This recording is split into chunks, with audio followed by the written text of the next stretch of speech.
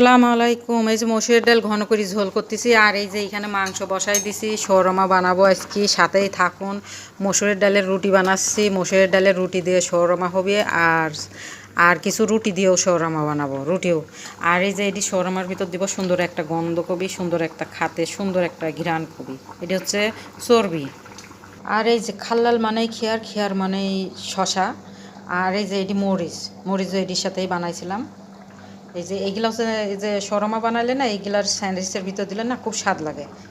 রুটি কিনান বানানি হয়েছে এই যে লাল আটা দিয়ে ট্রাই করেছি আজকে, দেখি কীরকম হয় শর্মা গিনান। পাতলা করে রুটি বানাই, পাতলা করে বানাই, যেহেতু মাংস আছে তো এর জন্য পাতলা পাতলা করে রুটি বানাই। আর কেউ কেউ শর্মার রুটি আমাদের দেশে মোটা করে বানায়, ওইটিও বানাতে পারি, কিন্তু ওইটি হেরা খায় না, এই দেশে এরকম পাতলা রুটি খায় শর্মার। পাতলা রুটি বলতে কীরকম, একদম কাগজের মতন পাতলা, তবে আমার গিনান এরকম বানাই। এটিও একেবারে মন্দ না। এটি হচ্ছে মেয়োনিজ বানাবো। এখানে রসুন আছে, লেবু আছে, টক দই আছে, কর্নফ্লাওয়ার আছে, এইগুলা দিয়ে, আর তেল দিছি, অলিভ অয়েল তেল দিছি, এইগুলা দিয়ে সুন্দর করে এখন ব্লেন্ডার মেশিনে সুন্দর করে বানাবো, মেয়োনিজ বানাবো ঘরোয়া পদ্ধতি। শর্মা বানালে সব কিছু ঘরোয়া পদ্ধতি। আর এই যে সালাদ তো থাকবেই, সালাদ হচ্ছে ডেলিকার। যে এইগুলাও বাইর করেছি, এইগুলাও দিব স্যান্ডউইচের ভিতরে।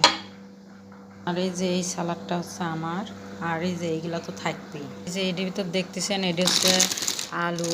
এই যে রেডিমেডটা পাওয়া যায় এরকম তেলের ভিতরে ভাজতে, সেই স্বাদ লাগে। এটি ছোটো মেয়েরা আনিছিল, হ্যার পোলাপানেরা খায়, মানে মার্কেট থেকে এরকমই প্যাকেট কিনে আনে আর কি, বড়ো প্যাকেট। আমরা খাইছি। আর এই যে এইগুলা রয়েছে, আজকে এই যে শোরমা বানাবো তো এর জন্য ভাজবো এইগুলা।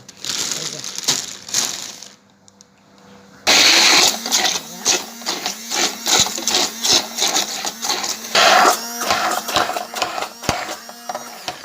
এই যে আমার মেয়োনিজ বানানি হয়ে গেছে সুন্দরভাবে। এই যে এইভাবে করি আমরা বানাই, এই যে সুন্দর।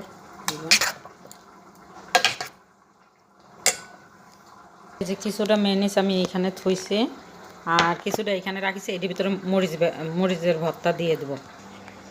কিছুটা এখানে ভর্তা দিয়ে দিচ্ছে, এই ভর্তার নাম সত্তা কয়, ভর্তা মানে সত্তা। এই যে কালার মেয়োনিজ, আমাদের মেয়োনিজ ওই যে বোতলের তাও আছে, ওই মেয়োনিজটা খায় না, যেহেতু ডায়েট করে তো এর জন্য। এটি হচ্ছে মসুরের আটার রুটি। এই যে মসুরের আটার রুটি, এই যে এরকম।